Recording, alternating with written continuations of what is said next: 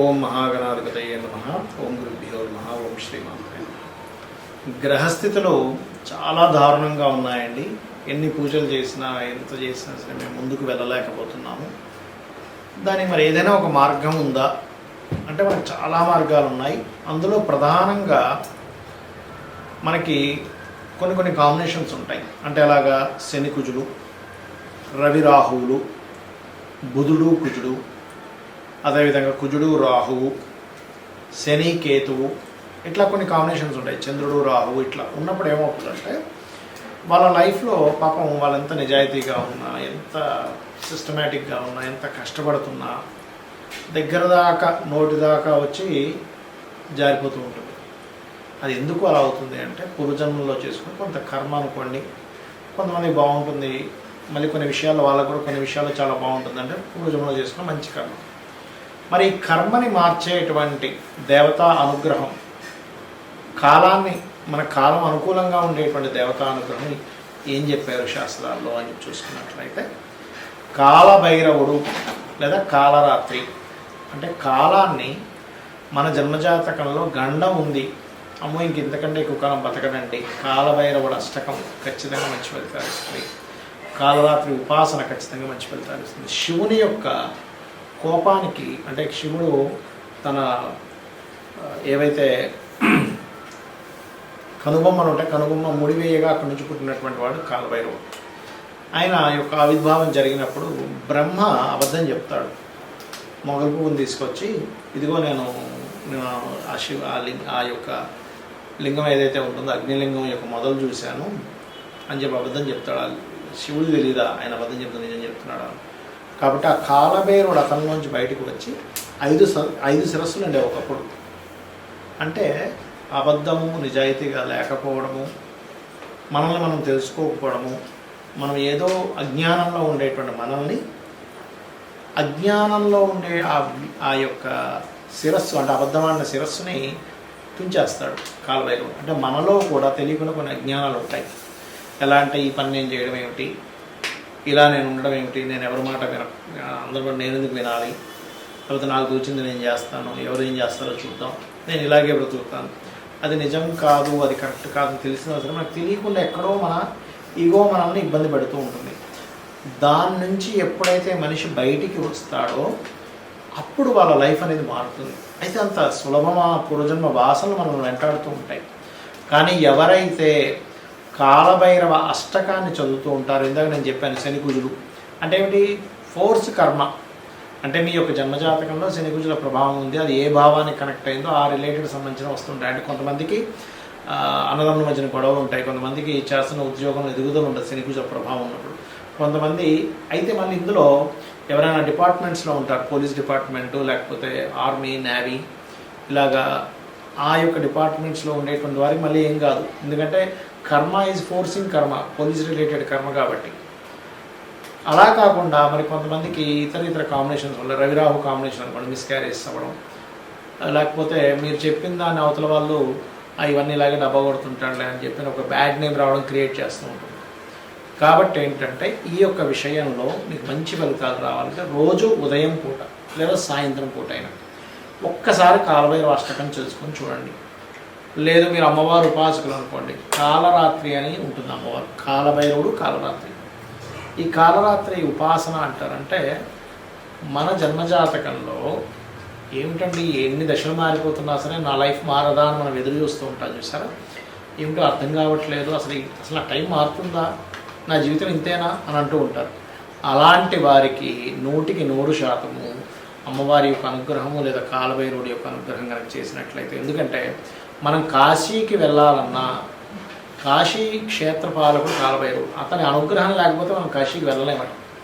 అంటే చూడండి, ఆ శివుణ్ణి చేరుకోవాలంటే ఇక్కడ మీరు అర్థం చేసుకోవాల్సింది ఏంటంటే బ్రహ్మ యొక్క శిరస్సుని ఆయన తుంచేసాడు, అబద్ధం ఆడాడు. అంటే ఏంటి, మనం శివుణ్ణి చేరాలంటే కాలభైరవుడు అనుగ్రహం ఉండాలి. మనం అజ్ఞానంలో ఉన్నంతసేపు, అహంలో ఉన్నంతసేపు శివుణ్ణి మనం చేరుకోలేము. శివుడు అంటే ఎవరు, మంగళుడు, సకల మంగళానికి కారకుడైన. మనకి అన్నీ మంచి జరగాలంటే మనలో ఉండేటువంటి అజ్ఞానం పోతేనే అన్ని విధాలా మంచి జరుగుతుంది. జ్ఞానం రావాలి అంటే కాలభైరవుడి యొక్క ఆరాధన చేయండి. సకల గ్రహ దోషాలు నివారణ అవుతాయి. మనకి దాంతో పెద్ద ఖర్చే ఉండదు, 1 నిమిషం పాటు చదువుకుంటాము, అది పూర్తిగా క్లియర్ అవుతుంది. శ్రీమాత్రే నమః. సింహం వారి కనుక చూసుకున్నట్లయితే ఈ యొక్క పక్షంలో మీ యొక్క రాస్యాధిపతి అయినటువంటి రవి ఉచ్చస్థానంలో ఉంటున్నాడు. ఉచ్చస్థితిలో ఉన్నప్పుడు ఏంటంటే ఇది దేవతా అనుగ్రహాన్ని ఇస్తుంది, గుర్తుపెట్టుకోండి. అదేవిధంగా లగ్నంలో ఉండేటువంటి కేతువు, దశమంలో ఉండేటువంటి శుక్రుడు, ఏకాదశంలో గురువు, అష్టమ స్థానంలో అష్టమ శని ఉంటూ ఒకవైపు మరలా కుజుడితో కలిసి ఉన్నాడు. ఆ యొక్క శని సప్తమంలో రాహు. ఈ యొక్క గ్రహస్థితి ఏదైతే ఉందో ఈ గ్రహస్థితి రీత్యా మీకు ఎలా ఉండబోతుంది ఏమిటి అనేటువంటి అంశాలు చెప్తుంది. నేనప్పటికీ చెప్పిస్తుంది సాక్షాత్ లలితాంబవారిగా భావిస్తూ ఆ లలితాంబిక అమ్మవారి యొక్క అనుగ్రహం మీకు పరిపూర్ణంగా కలగాలని మనస్ఫూర్తిగా కోరుకుంటూ, ఇక్కడ గమనించినట్లయితే ఈ లగ్నంలో కేతు ఉండడము, లగ్నాధిపతి అంటే రాస్యాధిపతి అయినటువంటి రవి భాగ్యస్థానంలో ఉండడం అనేటువంటిది గతంలో ఎప్పటి నుంచో మీరు చేస్తున్నటువంటి ఉపాసనలు అనుకోండి, సాధనా మార్గంలో ఉండేటువంటి వారు అనుకోండి, ఏదైనా కానీ ఇక్కడి నుంచి మీకు ఒక రూట్ అనేటువంటిది లభిస్తుంది. ఈ పక్షంలో దేవతా అనుగ్రహానికి లగ్నంలో ఉండే కేతువుకి భాగ్యస్థానానికి సంబంధాలు ఏర్పడ్డాయి కాబట్టి, అదేవిధంగా ధనపరమైనటువంటి విషయంలో ఖచ్చితంగా అభివృద్ధి ఉంటుంది. అందులో ముఖ్యంగా ఆరోగ్య శాఖలు అంటే మెడికల్ రంగాల్లో ఉండేటువంటి వారు, హాస్పిటల్స్ నడిపేటువంటి వారు, మెడికల్ ఏజెన్సీస్ వాళ్ళకి అనుకూలమైనటువంటి పరిస్థితులు ఉంటాయి, అందులో ఎటువంటి సందేహం లేదు. మీకు మాత్రమే కాకుండా మీ యొక్క జీవిత భాగస్వామికి కూడా ఎప్పటి నుంచో ఉద్యోగం కోసం చేసే ప్రయత్నం ఫలిస్తుంది అనేటువంటి చూపిస్తుంది. కాకపోతే ఈ శుక్రుడు దశమాధిపతి దశమంలో ఉన్నందుకు కళారంగాలలో ఉండేటువంటి వారికి, మరియు అదేవిధంగా ఫ్యాషన్ రంగాల్లో ఉండేటువంటి వారికి, కన్స్ట్రక్షన్ రంగాల్లో ఉండేటువంటి వారికి చాలా చక్కటి అనుకూలమైనటువంటి వాతావరణం ఉంది. కాకపోతే ఈ వాహనం మీద వెళ్ళేటప్పుడు చతుర్థాధిపతి అయినటువంటి కుజుడు అష్టమ స్థానంలో 6వ అధిపతితో కలిసి ఉన్నాడు కాబట్టి నర్వ్ రిలేటెడ్ ఇష్యూస్ ఉండేటువంటి వారు వాహనం మీద వెళ్ళేటువంటి విషయాల్లో అధిక వేగం పనికిరాదు. 4వ అధిపతి అష్టమ స్థానంలో ఉన్నాడు కానీ చతుర్థాధిపతి అష్టమ స్థానం కాబట్టి ఈ యొక్క విషయాల్లో జాగ్రత్తగా ఉండాలి. వివాహ సంబంధించినటువంటి విషయంలో గుర్తుపెట్టుకోండి, మీరు స్వదేశంలో కాకుండా విదేశీ సంబంధాలు వెతుక్కోవడం ఇప్పుడు ఉండేటువంటి గ్రహస్థితి అటువంటి విషయాలకు సపోర్ట్ చేస్తుంది. అయితే ఇక్కడ ఏంటంటే కొన్నిసార్లు ఏమవుతుంటుందంటే మనం కేవలం వెతుక్కోవడం వరకు చూడడం వరకు చేస్తాం కానీ జరగదు.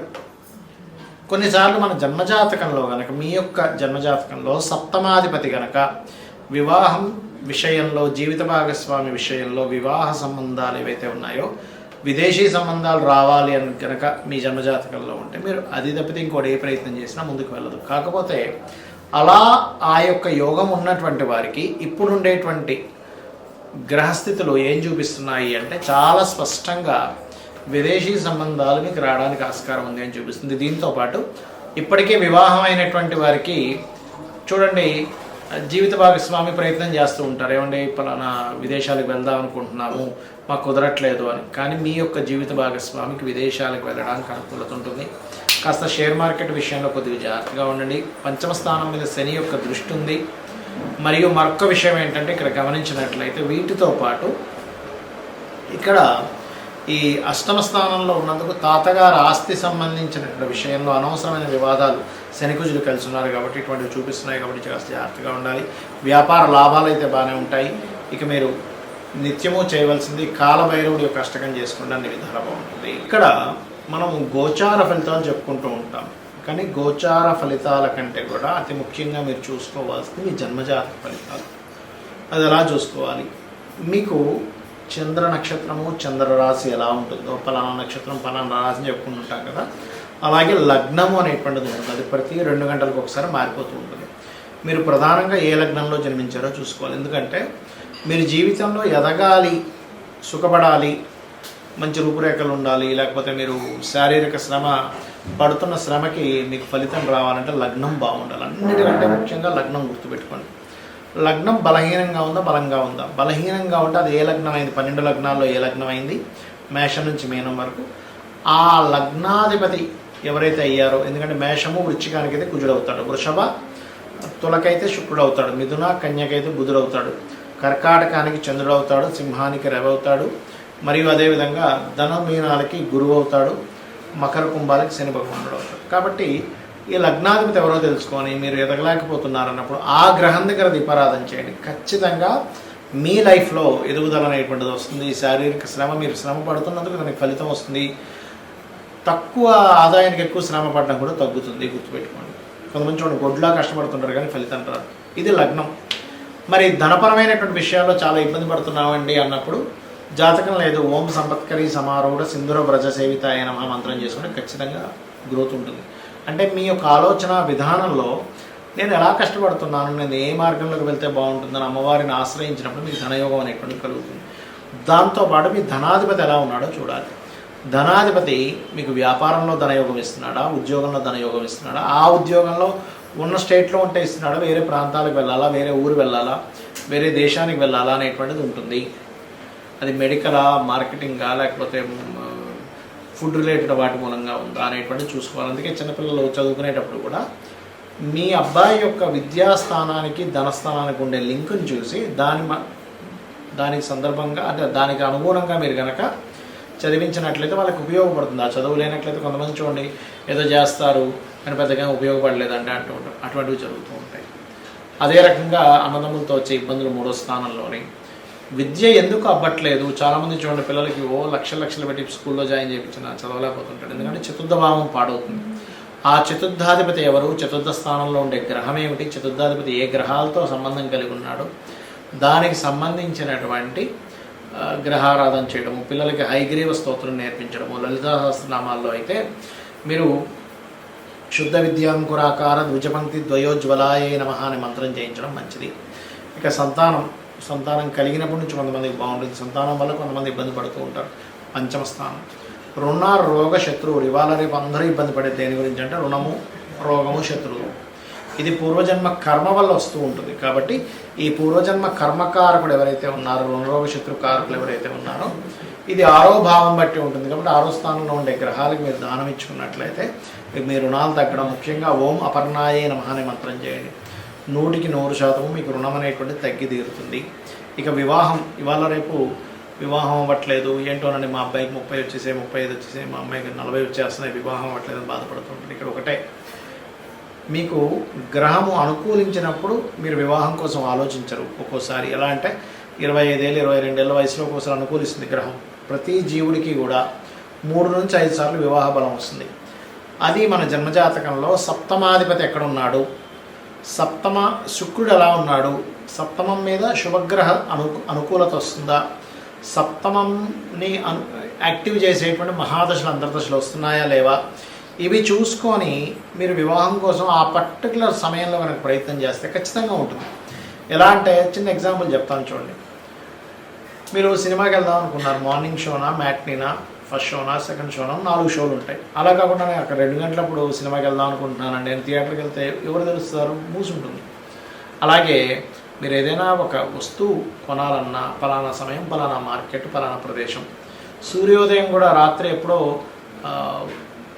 9 గంటల నుంచి మీరు తలుపులు తీస్తూ చూస్తే ఏంటి సూర్యోదయం లేదని బాధపడడంలో ఎలా అర్థం లేదో, మీ యొక్క జన్మజాతకంలో మీకు ఒక ధనయోగం కానివ్వండి, ఒక విదేశీ యోగం కానివ్వండి, ముఖ్యంగా వివాహం గురించి మనం మాట్లాడుకుంటున్నాం కాబట్టి ఈ సమయంలో వివాహ యోగం ఉంది, ఇలాంటి పర్సన్తో ఉంది, ఇలాంటి లవ్ మ్యారేజ్ ఉందా, అరేంజ్డ్ మ్యారేజ్ ఉందా, లేకపోతే విదేశాలకు వెళ్ళి ఉద్యోగం అక్కడ ఉండేటువంటి అమ్మాయితో వివాహం అవుతుంది అనేటువంటిది మీ జాతకంలో ఉంటుంది. ఏ సమయంలో అవుతుంది అనేది ఆ 3 నుంచి 5 సార్లు సమయాల్లో మీరు సరైన సమయాన్ని ఎంచుకొని అక్కడ కొంచెం గట్టిగా ప్రయత్నం చేసినట్లయితే మీకు వివాహం ఖచ్చితంగా అయితే తీరుతుంది.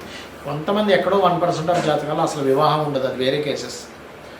అయితే వివాహం అవ్వాలి అంటే ఓం కామేశబద్ధ మాంగళ్య సూత్ర శోభిత కందరాయే నమః అనే మంత్రం చేసుకుంటే ఖచ్చితంగా మీకు వివాహ యోగం అనేటువంటిది అమ్మవారు కలిగించి తీరుతుంది. మరి కొంతమందికి వివాహం అయిన తర్వాత ఇబ్బందులు ఉంటాయి. అలాంటప్పుడు ఓం శివకామేశ్వరాంకస్త శివ స్వాధీన వల్లభాయ నమః చేసుకోండి. అదేవిధంగా విదేశీ యోగ 12వ స్థానం బాగుండాలి, వ్యాపారంలో బాగా లాభాలు రావాలి, లాభస్థానం బాగుండాలి, ఉద్యోగం బాగుండాలి, 10వ స్థానం బాగుండాలి. ఈ రకంగా మీ యొక్క జాతక చక్రాన్ని మీకు మీరుగానే ఆ భావాధిపతి ఎలా ఉన్నాడో చూసుకోండి. పాపగ్రహంతో ఉందా, శుభగ్రహంతో ఉందా అని చూసుకొని మీకు మీరుగా చేసుకోవచ్చు. శ్రీమాత్రే నమః.